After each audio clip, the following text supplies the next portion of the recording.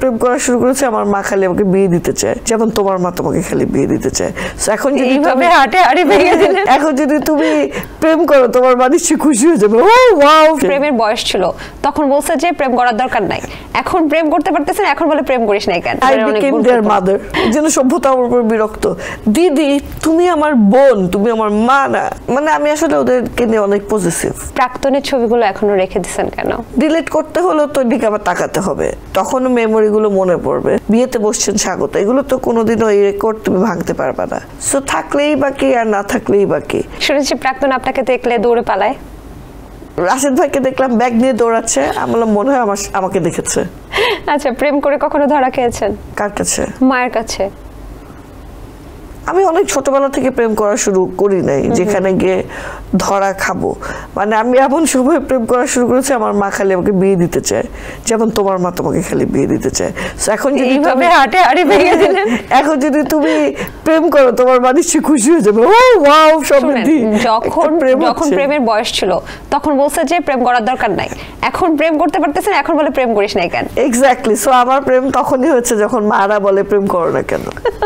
চমৎকার। আমি জানি যে খুব ছোটবেলায় আমাদের আন্টি বা আপনার আম্মা হচ্ছে ব্রেন স্ট্রোক করেন এবং স্মৃতিশক্তি অনেকটাই লোপ পায়, এবং তখন থেকে আপনারই এই পরিবারটাকে হাল ধরতে হয়। আমি, আমার বাবা ছিল আর আমার খালামুনিও 2-3 বছর হেল্প করেছে শুরুর দিকে। বড় বোন হিসেবে তো আসলে আপনি, আমি আই বিকেম देयर মাদার।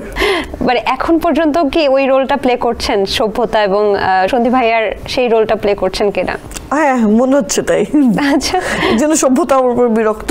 দিদি তুমি আমার বোন, তুমি আমার মা না, প্রায় বলে। কি কি করেন আপনি? কি কি অত্যাচার চালান তাদের উপর? অত্যাচার, ধরো আমি আমার ওপিনিয়ন চাপিয়ে দিই, বা আমি আসলে ওদেরকে নিয়ে অনেক পজিটিভ।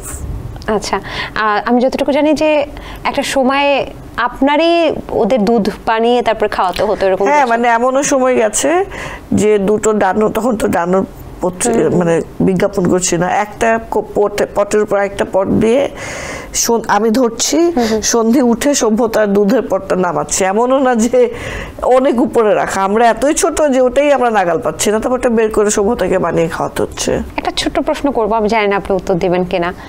আপনার ফেসবুকে আমি আসলে আসার সময় স্টক করছিলাম, প্রাক্তনের ছবিগুলো এখনো রেখে দিয়েছেন কেন? ডিলিট করতে হলো তো দিকে আবার তাকাতে হবে, মানে তখন মেমোরিগুলো মনে পড়বে। সো এর জন্য আমি আর ওখানে ঢুকছি না, বা ডিলিট করে দেওয়া উচিত। আবার মাঝে মাঝে মনে হয় এটা তো আমার জীবনের সত্য।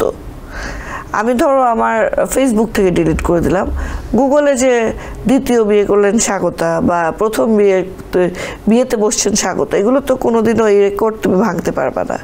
আর এমন তো না যে তার সাথে আমার রিলেশনশিপ, তার সাথে আমার সংসারই হয়েছিল।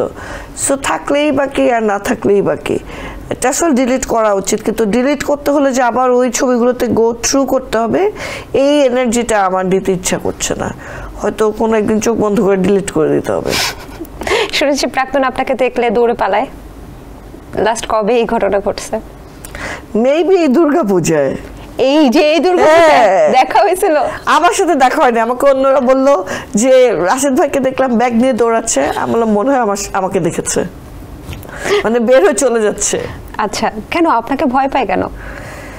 সেটা তো ওকে জিজ্ঞেস করতে হবে যে ও কোন অপরাধটার জন্য নিজেকে অপরাধী মনে করে, যে কারণে আমার সাথে আমার চোখে চোখ রাখতে পারে না। নিশ্চয়ই কিছু দিয়ে গিলটি। সেনসেশন ক্লাসিক স্ট্রবেরি ও কফি ভ্যারিয়েন্টে।